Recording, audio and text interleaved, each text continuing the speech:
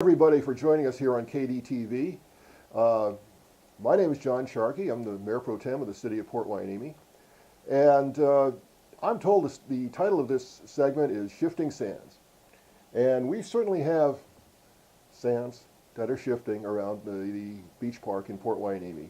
And in order to understand what's happening, we need to know a little bit about the history here. For the Chumash Indians, this was a great place to launch boats. They would bring their boats here and launch them to sail over to the islands. And Senator Thomas Bard recognized that, and back in the 1870s, he built a wharf here where the coastwise freighters could anchor, could tie up, and the farmers could export their crops up and down the coast. His son, Richard Bard, recognized that this would be a good place for a deep water port. Why? Because there's a canyon right under the ocean that goes right out to sea. We build a port here, it never needs to be dredged. It's deep water, and the ships can come right in with convenience. However, with the construction port, there were jetties placed at the harbor entrance, and these caused a problem. A lot of people think of beaches as static. The beach is always there. We'll go to the beach. It's a nice wide beach. But what people don't understand is that the sand on the beach is always moving. It's like a river that goes down coast. And in our case, it goes from the northwest to the southeast. It goes from up out of the Santa Clara River, which puts as much sand on the coast as any river in California, aside from the Trinity and the Sacramento. And it moves down past the Oxnard shores, past Silver Strand, and it used to go around the Point Hueneme at the time, but once the jetty was put there, that flow was interrupted. And we, in our research of this problem, discovered a Corps of Engineers report from 1940. The Navy at the time had just decided World War II was about to happen. This was a great place for a Navy port, and they took over the port from the harbor district that Richard Bard had started, the local businessman that wanted to have a commercial port here, and they took it over. And there was a colonel that looked at the geology and examined this. He says, you know, by the way, that jetty you just bought is going to cause a problem of erosion down the coast. Well, lo and behold, that's what happened. And soon after that, we found that the shore had washed what had been a once very wide beach. There was, you can see the old pictures, there was a pavilion out there, and people used to go, and there were dances and restaurants and have a wonderful time. And by the late 40s, this had all washed away, and the shoreline was up back where the railroad tracks is. That's maybe 300 yards or so from where it had been originally. So Congress got together, and in the Harbor Navigation Act of 1954, they charged the federal government with restoring and maintaining Hueneme Beach. Where was the sand going to come from?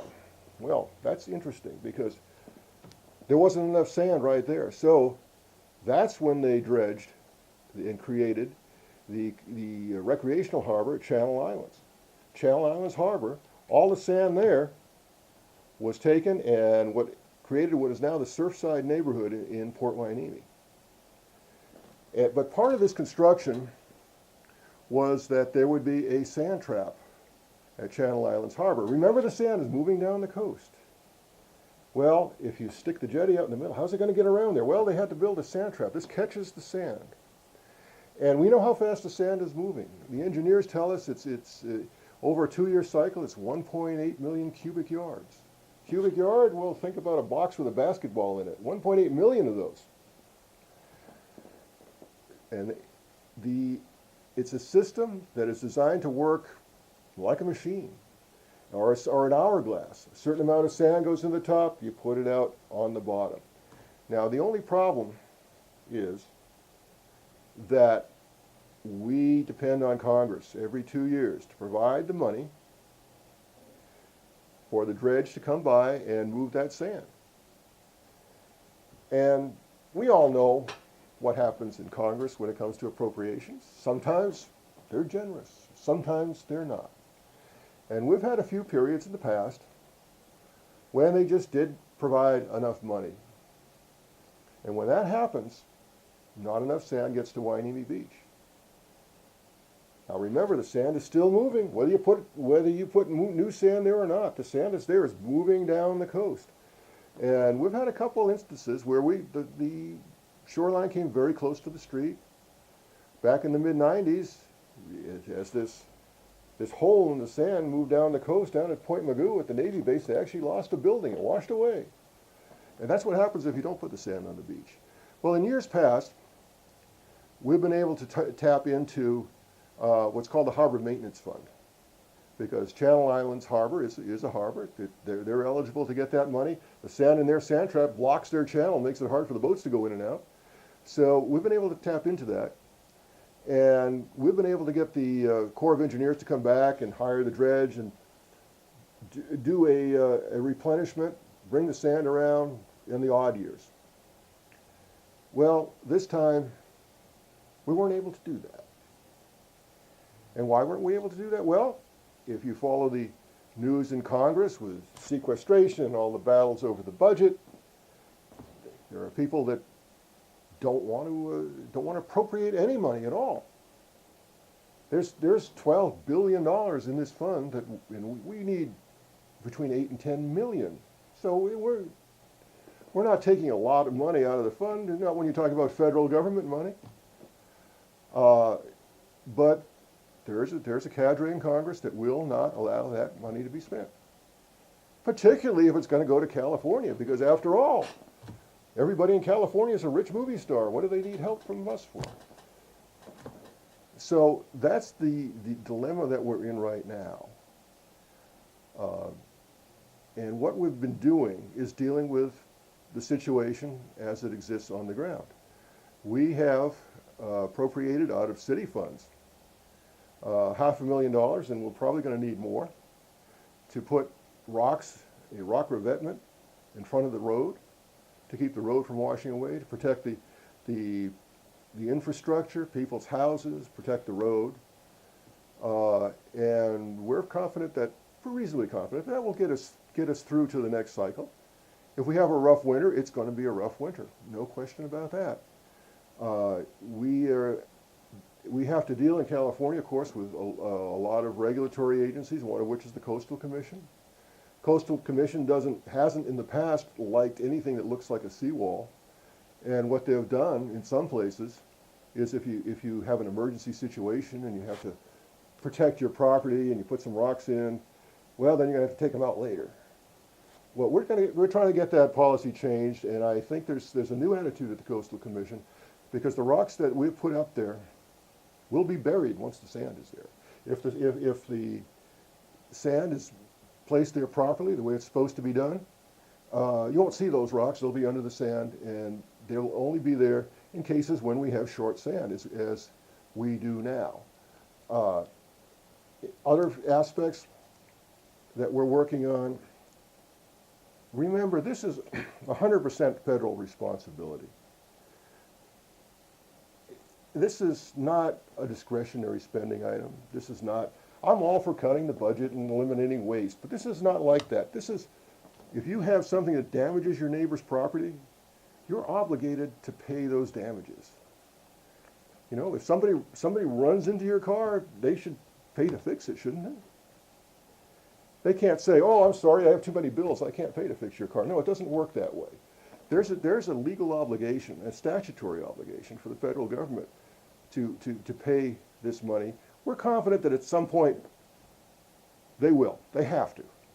The law says they have to. So we are trying to work with the state right now to see if we can try and get a loan, something to get us through where we can put more sand on the beach this winter. And we're talking here in August right now. And then that would be paid back when the federal government comes through. That's one possibility. I don't know how likely that is. It's very, the state doesn't want to necessarily pay money for something the federal government has done. But we're working with Senator Jackson right now and Assemblymember Jeff Gorell, and we're trying to see if we can work that angle. We're working with our Congress members, Julia Brownlee in Washington, our two state senators, Senator Boxer, Senator Feinstein. They're well aware of this problem. And I am hopeful that out of this time of crisis, that we can come out at the other side with a better system. Either some sort of guaranteed funding or base the funding on the amount of sand. Perhaps we can get a more robust commitment from our friends in the Navy. The Navy pays 20%, 20% of whatever is appropriated. So their contribution goes up and down with the congressional appropriation as well. Perhaps we can get them to contribute more. The Oxnard Harbor District has property that is affected by this. Would they like to contribute? Well, maybe they should. So there's the side of funding, securing a more stable funding. Then there's another side as well, and that's engineering.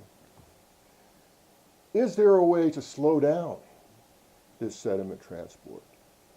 I have to think there is. How fast does the sand move? Well, maybe we can make it move a little slower.